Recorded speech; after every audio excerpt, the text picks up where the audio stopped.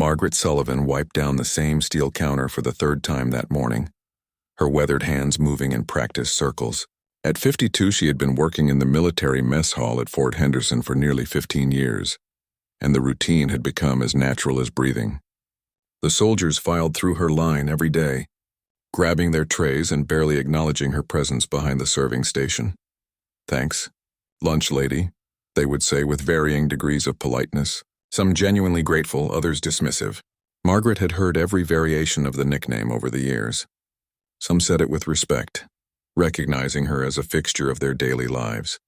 Others used it with the casual indifference reserved for furniture or equipment, something that was simply there, serving its purpose without requiring much thought. She didn't mind the title, not really.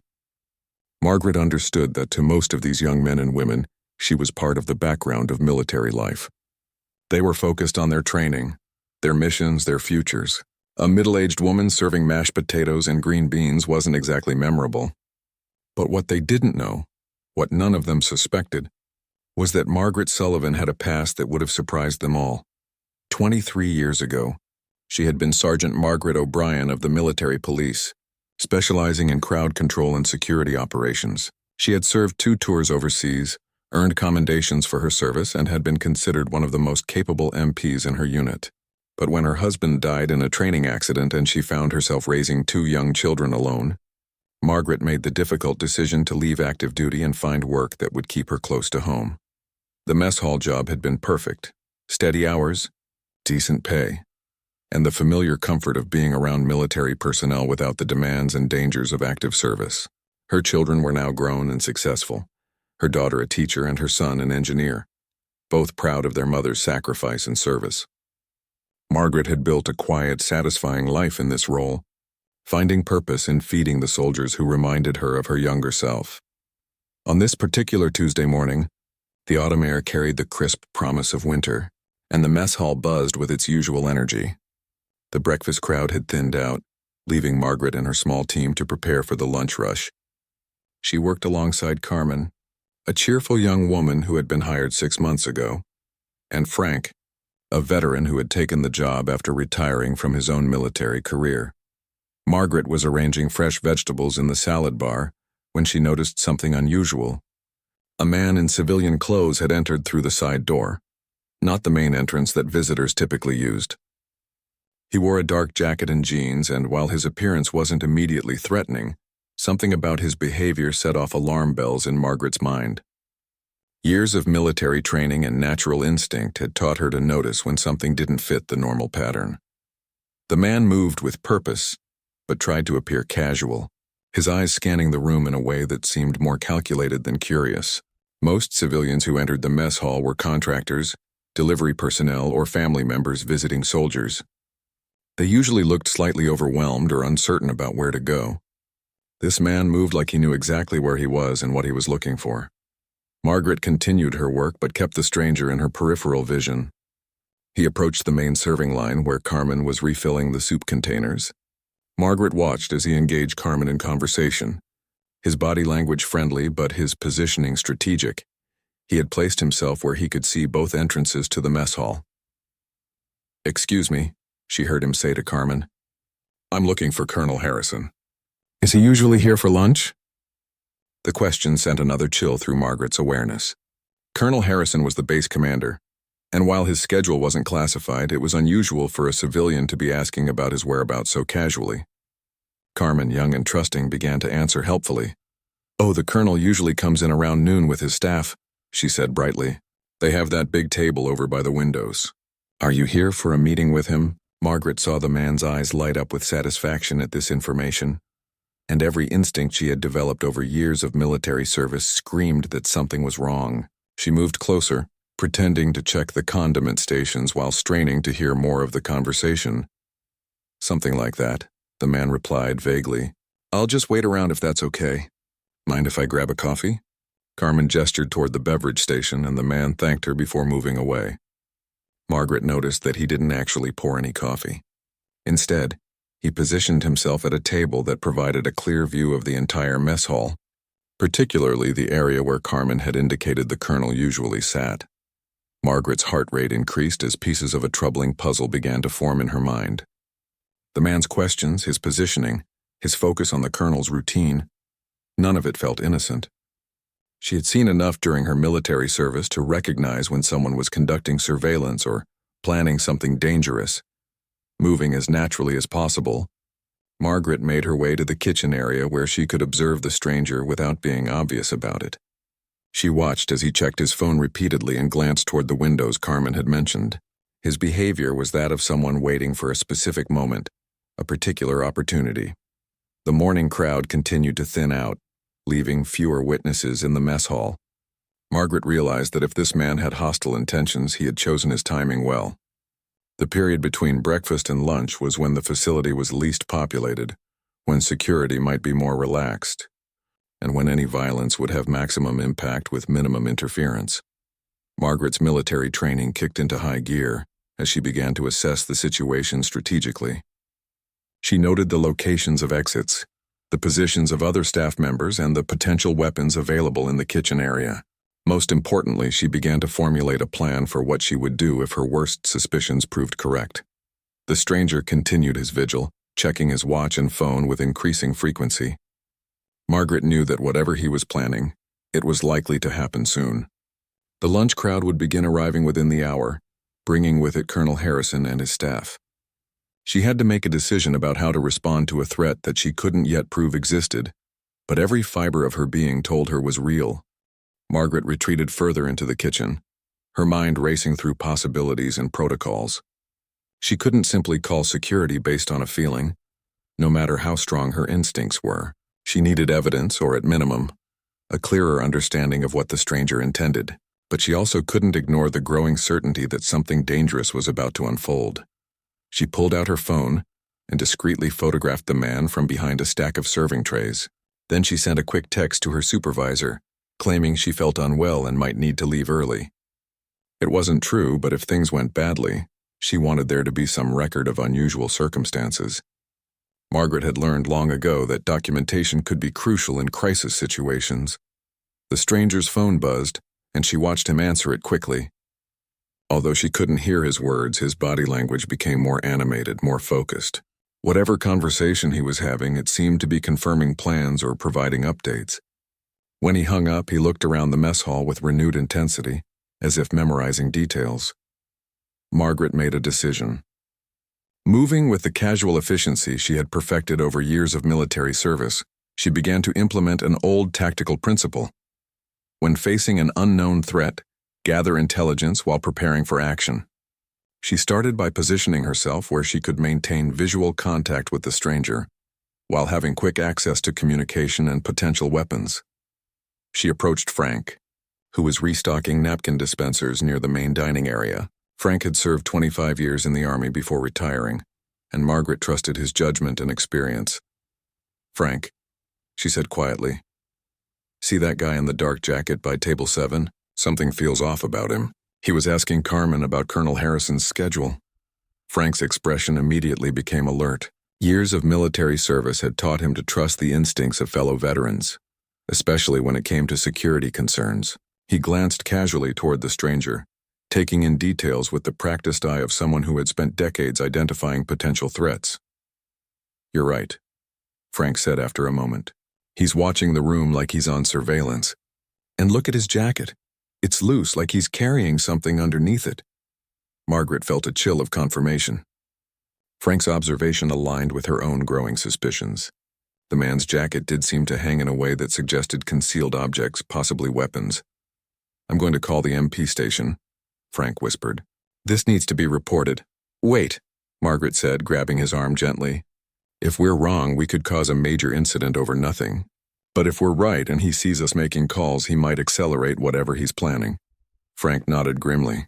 They both understood the delicate balance between security and avoiding false alarms that could damage careers and create unnecessary panic. "What do you suggest?" Frank asked. Margaret's military training provided the answer. "We maintain surveillance and look for confirmation. If he's planning something for when the colonel arrives, we have maybe 45 minutes. That's enough time to gather evidence and formulate a response." They agreed to work in coordination, with Frank maintaining eyes on the stranger while Margaret positioned herself strategically in the serving area. If the situation escalated, they would need to act quickly and decisively. Over the next 20 minutes, Margaret observed the stranger's behavior becoming increasingly suspicious. He moved to different tables, always maintaining sightlines to the main dining area. He checked his phone constantly and seemed to be timing something. Most telling, he made no attempt to actually purchase food or drink. Despite being in a dining facility for nearly an hour, the stranger's phone rang again, and this time Margaret was close enough to catch fragments of the conversation. What she heard made her blood run cold. Noon arrival confirmed. Minimal security. Maximum impact. Margaret's military experience allowed her to read between the lines of these cryptic phrases. Someone was feeding this man intelligence about Colonel Harrison's movements, and the language suggested something violent was being planned. The phrase maximum impact particularly concerned her, as it implied an attack designed to cause significant casualties or psychological damage. She caught Frank's eye and gave him a subtle signal they had developed during their time working together. Frank nodded and began moving toward the main entrance, positioning himself where he could quickly lock down the facility if necessary. Margaret's heart pounded as she realized they were likely facing a genuine terrorist threat. The stranger wasn't just suspicious, he was part of an active plot against military personnel. Everything about his behavior, his timing, and his focus on the colonel's routine pointed to a coordinated attack. The lunch crowd began to trickle in earlier than usual, and Margaret realized their window for action was closing. In about 15 minutes, the mess hall would be filled with unsuspecting soldiers, making any confrontation exponentially more dangerous. She made a critical decision. Moving to the kitchen area where she could speak privately, Margaret called the base security hotline. "This is Margaret Sullivan at the main mess hall," she said quietly but urgently. "I need to report a potential security threat. There's a civilian male who has been conducting surveillance of our facility and asking about Colonel Harrison's schedule. Based on overhead conversation, I believe an attack may be imminent." The security dispatcher immediately became alert. "Can you describe the individual and his current location?" Margaret provided detailed information about the stranger's appearance, behavior, and position. She also mentioned the overheard conversation fragments and the coordination with Frank. "Ma'am, we're dispatching a team immediately," the dispatcher said. "Can you maintain visual contact without compromising your safety?" "Affirmative," Margaret replied, falling back into military terminology. "We have the subject under surveillance and are prepared to assist as needed." As she hung up, Margaret felt the familiar surge of adrenaline that came with active duty situations. After 15 years of peaceful mess hall routine, she was once again Sergeant O'Brien, ready to protect her fellow service members from harm. The stranger seemed to sense that something had changed. He looked around the mess hall with increased alertness, his eyes scanning for threats or signs that his presence had been noticed. Margaret realized that security personnel might not arrive before the situation reached a critical point. She checked the kitchen for potential weapons or tools that could be used for defense or restraint. The industrial kitchen contained numerous heavy utensils, but Margaret's training told her that improvised weapons were less important than tactical, positioning, and situational awareness. The stranger stood up from his table and began walking toward the main serving area, his movements more purposeful and aggressive than before. Margaret realized that whatever he was planning was about to begin, and she might be the only thing standing between him and a successful attack on the soldiers who trusted her to keep them fed and safe. Margaret watched with growing alarm as the stranger approached the serving counter, where Carmen was arranging fresh rolls in heated baskets. The young woman was completely unaware of any danger, humming softly as she worked. Margaret could see the stranger's hand moving toward his jacket, and every alarm bell in her trained mind began ringing at maximum volume. Time seemed to slow as Margaret processed the tactical situation. The lunch crowd was beginning to arrive in earnest now, with soldiers filling tables throughout the mess hall. She counted at least 30 people in the dining area, with more streaming through the main entrance. If the stranger was carrying explosives or planning a shooting, the casualties could be devastating. Frank caught her eye from across the room and nodded toward the stranger. He had also noticed the man's approach to the serving area and was moving to intercept, but Margaret realized she was in the better position to act quickly. Her years behind the serving counter had made her intimately familiar with every inch of the space, every potential advantage or obstacle. The stranger reached Carmen's station and began speaking to her in low, urgent tones.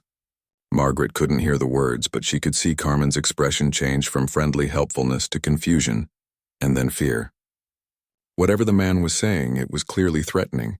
Margaret made her decision, moving with the swift efficiency that had once made her one of the most respected MPs in her unit. She grabbed a large serving ladle and approached the stranger from behind. Her footsteps were silent on the familiar kitchen flooring, years of avoiding the squeaky spots serving her well in this moment of crisis. "Carmen, step back," Margaret said firmly, her voice carrying the authority she had once used to control crowds and manage emergencies. The stranger spun around, his hand now fully inside his jacket. Margaret could see the outline of something metallic beneath the fabric, confirming her worst fears. His eyes were wild with surprise and anger at being interrupted. "Stay out of this, lady," he snarled. "This doesn't concern you." "Actually, it does," Margaret replied calmly, positioning herself between the stranger and Carmen while maintaining a defensive stance. "This is my mess hall. These are my soldiers, and you're threatening people under my protection." The stranger's eyes narrowed as he reassessed the situation. Margaret could see him calculating whether this middle-aged lunch lady posed a real threat to his plans. She could also see the moment when he decided she didn't. "You have no idea what you're dealing with," he said, beginning to withdraw something from his jacket. "Walk away now or you'll regret it." Margaret's military training took over completely. Without warning, she swung the heavy serving ladle in a precise arc, striking the stranger's wrist just as he began to pull a pistol from his jacket. The weapon flew from his grasp, sliding across the floor and under a prep table. The stranger howled in pain and fury, lunging toward Margaret with his uninjured hand. But Margaret was ready for him. She had spent years in hand-to-hand combat training, and muscle memory kicked in as she deflected his attack and used his momentum to throw him off balance. "Frank, lock down the entrances!" she shouted, maintaining her focus on the immediate threat while coordinating the broader response. The mess hall erupted in controlled chaos as soldiers realized what was happening. Rather than panic, their training manifested in swift, organized action. Several immediately moved to secure the exits and help evacuate civilians, while others formed a protective perimeter around the struggle between Margaret and the intruder. The stranger was younger and larger than Margaret, but he had made the critical error of underestimating his opponent. Margaret used every technique she had learned during her military service, combined with the practical strength she had developed through years of physical kitchen work. When he tried to grab her, she twisted away and delivered a precise strike to a pressure point that temporarily paralyzed his arm. "Carmen, get to the kitchen and call security again," Margaret ordered without taking her eyes off the attacker. "Tell them we have a situation contained but need immediate backup." The stranger made one more desperate attempt to reach his fallen weapon, but Margaret anticipated the move. She tackled him to the ground, using her body weight and leverage to pin him face down against the floor. Years of restraining unruly soldiers had taught her exactly how to immobilize someone safely but effectively. "You have no idea who you're messing with," the stranger gasped, still struggling against her hold. "Neither do you," Margaret replied grimly, applying a textbook restraint technique that rendered him unable to move without causing permanent damage. "I'm Sergeant Margaret O'Brien, military police, and you just made the mistake of threatening my people." Frank appeared beside her with zip ties he had found in the storage room, and together they secured the intruder's hands behind his back. The pistol was retrieved from under the prep table by a soldier, who carefully handled it as evidence. As they waited for security to arrive, Margaret kept the stranger pinned while Frank coordinated with the soldiers who had instinctively formed a security perimeter. The entire incident had lasted less than 5 minutes, but it felt like hours to Margaret's adrenaline-charged system. "How did you know?" Frank asked, impressed by Margaret's quick thinking and effective action. "Something didn't feel right from the moment he walked in," Margaret explained, still breathing hard from the physical confrontation. "His questions about the colonel, his positioning, the way he was timing everything. Plus, I overheard part of a phone conversation that mentioned maximum impact." The stranger glared up at her with undisguised hatred. "This isn't over," he muttered. "There are others. You've only stopped one part of something much bigger." Margaret's blood ran cold at this revelation. If the stranger was telling the truth, then this incident was part of a larger coordinated attack on the base. She immediately relayed this information to Frank, who began making additional security calls. Within minutes, the mess hall was swarming with military police, base security, and federal agents. Margaret found herself giving detailed statements about everything she had observed, from the stranger's initial behavior to the overheard phone conversations that had confirmed her suspicions. As investigators processed the scene and interrogated the captured terrorist, Margaret began to understand the full scope of what she had prevented. The man's phone contained evidence of a coordinated attack planned for the exact moment when Colonel Harrison and his senior staff would be having their regular lunch meeting. Multiple shooters were supposed to target the mess hall simultaneously, creating maximum casualties and psychological impact. Margaret's quick thinking and decisive action had not only prevented an immediate attack, but had also provided law enforcement with the intelligence needed to intercept the other members of the terrorist cell before they could execute their plans. Colonel Harrison himself arrived at the scene within an hour, having been immediately briefed on the threat against his life and the heroic actions of the woman everyone called the lunch lady. As he surveyed the secured scene and received reports from investigators, he realized that Margaret Sullivan had quite possibly saved not only his life, but the lives of dozens of soldiers who would have been in the mess hall during the planned attack. The investigation that followed Margaret's heroic actions revealed the full extent of the terrorist plot that had been brewing for months. FBI agents, working in coordination with military intelligence, pieced together a chilling picture of coordinated domestic terrorism that could have resulted in hundreds of casualties across multiple military installations. Agent Sarah Chen, the lead federal investigator, sat across from Margaret in a small conference room at the base headquarters. Despite having given her statement multiple times, Margaret answered each question with the precision and attention to detail that reflected her military background. "Mrs. Sullivan, the information you provided has been crucial to our investigation," Agent Chen explained. "The suspect you apprehended, David Morrison, was part of a cell planning simultaneous attacks on 5 different military facilities across 3 states. Your quick thinking didn't just stop one attack, it unraveled their entire operation." Margaret listened with growing amazement as the scope of the plot became clear. Morrison and his associates had spent 18 months planning coordinated strikes designed to maximize both casualties and media attention.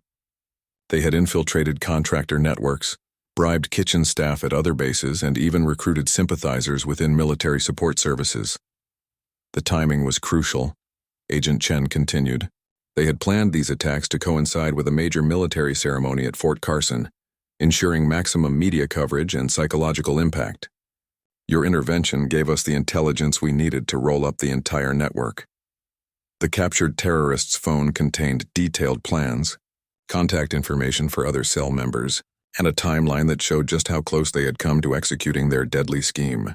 Margaret learned that similar lunch ladies and support staff at other bases had been targeted for elimination or replacement, allowing the terrorists to position themselves for coordinated strikes.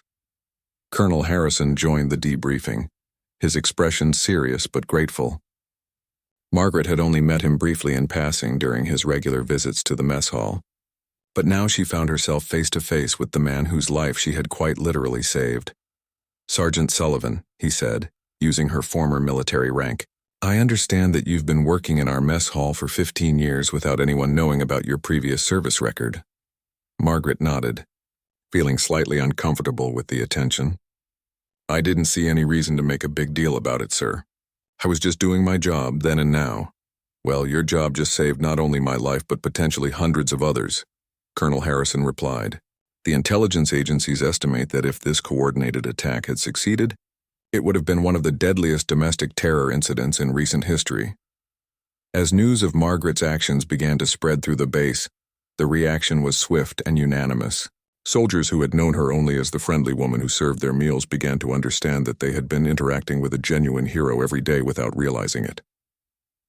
Captain James Rodriguez, a young officer who ate lunch in the mess hall daily, approached Margaret as she was giving another statement to investigators.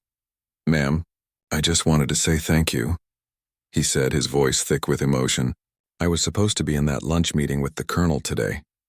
If you hadn't acted when you did..." Margaret saw the fear and gratitude in his eyes and felt the full weight of what could have happened. She had always taken pride in feeding and caring for the soldiers at Fort Henderson, but now she realized that her protection had extended far beyond providing nutritious meals. The story of the lunch lady who took down a terrorist began to spread beyond the base through social media and news reports. Margaret found herself thrust into an uncomfortable spotlight as media outlets picked up the story of the unassuming mess hall worker who had prevented a major terrorist attack. Frank, who had become something of a local celebrity himself for his role in securing the scene, marveled at how quickly Margaret's reputation had transformed. "You know, I always knew there was something special about you," he told her as they cleaned up the mess hall that had been released back to them after the investigation. "The way you carried yourself, the way you handled difficult situations. But I never imagined you had that kind of training and experience." Margaret smiled as she wiped down the same counter where she had first noticed the terrorist's suspicious behavior. "Military training never really leaves you. It just stays dormant until you need it." Carmen, who had been badly shaken by her close encounter with the terrorist, approached Margaret with tears in her eyes. "I can't stop thinking about what would have happened if you hadn't been there," she said. "He had a gun and I was just standing right there talking to him like everything was normal." Margaret put a comforting arm around the young woman. "That's not your fault.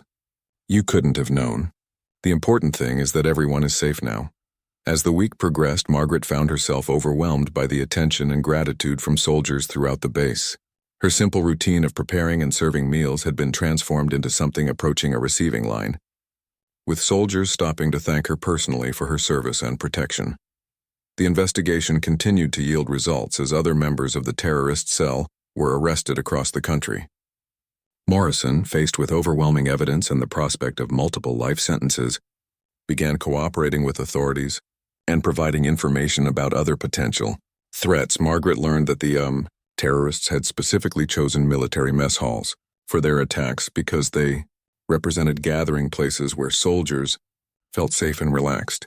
The psychological impact of turning these secure spaces into scenes of violence would have been devastating to military morale and public confidence.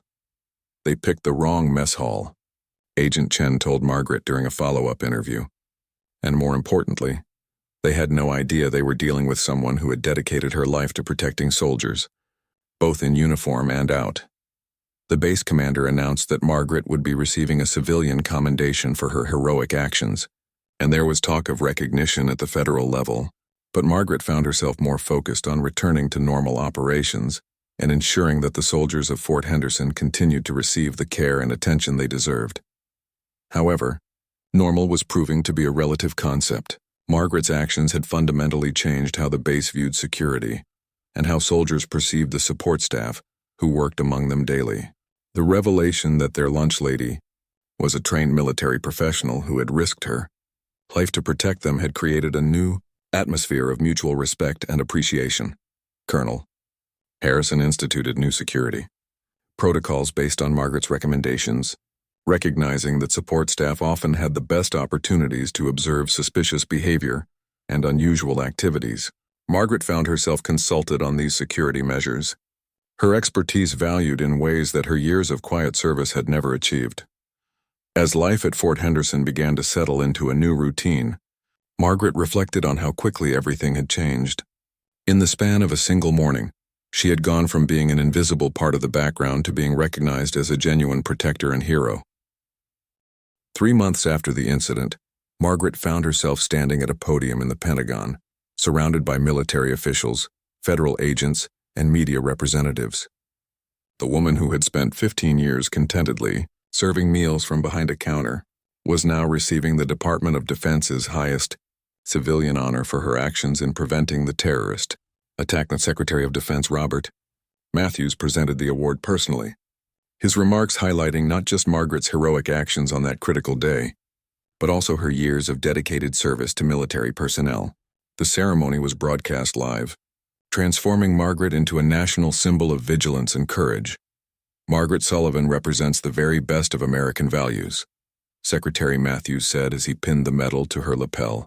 "Her story reminds us that heroes come in many forms, and that the safety of our service members often depends on the dedication and vigilance of those who serve alongside them in support roles." Margaret's children, David and Sarah watched from the audience with tears in their eyes. For the first time, they fully understood the depth of their mother's sacrifice when she left active duty to raise them alone. They had always known she was strong and capable, but now they realized she had given up a distinguished military career to ensure they had stability and security. The media attention that followed the Pentagon ceremony was both overwhelming and uncomfortable for Margaret.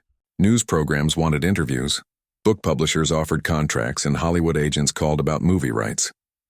Margaret politely declined most of these opportunities, preferring to return to Fort Henderson and the work that had given her life meaning for so many years. However, the incident had fundamentally changed her role at the base. Colonel Harrison had offered her a position as security coordinator, recognizing that her unique combination of military training and daily interaction with base personnel made her invaluable for threat assessment. Margaret accepted the role while maintaining her duties in the mess hall, creating a hybrid position that reflected her dual expertise. The terrorist plot's full scope continued to unfold as federal investigators worked through the intelligence gathered from Morrison and his associates. The planned attacks would have targeted mess halls during peak mealtimes, when soldiers were most relaxed and least prepared for violence.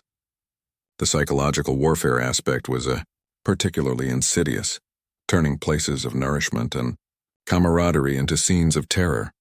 Margaret began working with military security experts to develop new protocols for recognizing and responding to similar threats. Her experience had demonstrated that support staff, particularly those who interacted with personnel daily, were often the first line of defense against infiltration and surveillance. The thing about being invisible, Margaret explained to a group of mess hall workers from other bases during a security training session, is that you see everything. People don't guard their behavior around you because they don't think you matter. That makes you incredibly valuable for security purposes, but it also makes you responsible for paying attention. Her training sessions became popular throughout the military, with bases across the country requesting workshops on threat recognition and response. Margaret found herself traveling regularly, sharing her expertise with support staff who had never considered themselves part of the security apparatus. Frank had been promoted to Assistant Security Coordinator at Fort Henderson, working directly with Margaret to implement the new protocols they had developed. Their partnership during the crisis had evolved into a professional collaboration that enhanced security throughout the base. Carmen had also been affected by the experience, choosing to enroll in criminal justice courses at the local community college. The young woman who had been an innocent target of terrorist manipulation was determined to understand the broader implications of security threats and how to recognize them. "I never want to be that vulnerable again," Carmen told Margaret during one of their conversations. "I want to be someone who can help protect others, not someone who needs protecting." Margaret encouraged Carmen's educational pursuits while helping her understand that vulnerability wasn't a character flaw. The terrorists had specifically targeted support staff because they represented soft targets, people who weren't expected to be suspicious or defensive. The broader impact of Margaret's actions extended beyond Fort Henderson and even beyond the military. Her story became a rallying point for discussions about the value of support personnel and the importance of treating all workers with respect and recognition. The dismissive attitude that had led soldiers to see her merely as the lunch lady was challenged by the revelation of her heroic capabilities. Major buyer news outlets featured stories about unsung heroes working in various support roles throughout the military and civilian sectors. Margaret's example inspired a national conversation about the hidden talents and backgrounds of people who often went unnoticed in their daily roles. The Pentagon established the Margaret Sullivan Award for civilian personnel who demonstrated exceptional courage and service in support of military operations. Margaret was both honored and embarrassed by having an award named after her, but she recognized the importance of highlighting the contributions of support staff. President Morrison himself invited Margaret to the White House for a ceremony honoring civilians who had prevented terrorist attacks. Margaret found herself standing in the Oval Office, shaking hands with the commander-in-chief who thanked her personally for her service to the nation. "You represent the very best of American citizenship," the president told her. "Your actions demonstrate that protecting our country is not just the responsibility of those in uniform, but of every American who chooses to serve others." Despite all the recognition and national attention, Margaret remained most proud of the changes she had implemented at Fort Henderson. The base had become a model for integrated security, with support staff trained to recognize threats and empowered to act when necessary. The soldiers who ate in her mess hall no longer saw her as invisible. They saw her as a protector and guardian. The relationships Margaret had built, over 15 years of faithful service, had been transformed but not lost. Soldiers still approached her counter for meals, but now they also came to her with security concerns, personal problems, and requests for advice. Her role had evolved from server to counselor, mentor, and guardian. Morrison and his terrorist associates were ultimately sentenced to life in prison without the possibility of parole. The evidence gathered from Margaret's intervention had been instrumental in dismantling the entire network and preventing future attacks. Federal prosecutors estimated that her actions had saved hundreds of lives and prevented billions of dollars in damage to military infrastructure. As Margaret reflected on the journey from that terrifying morning when she first noticed suspicious behavior to her current role as a nationally recognized security expert, she realized that her story was really about the power of paying attention and caring about others. The skills that had made her an effective MP were the same skills that had made her a beloved mess hall worker: observation, protection, and service. 5 years after the incident that changed her life, Margaret Sullivan stood before a new group of recruits at the Fort Henderson training facility. Her hair was grayer now, and she wore the uniform of a senior security coordinator, but her eyes still held the same keen intelligence that had allowed her to spot danger when others saw only routine.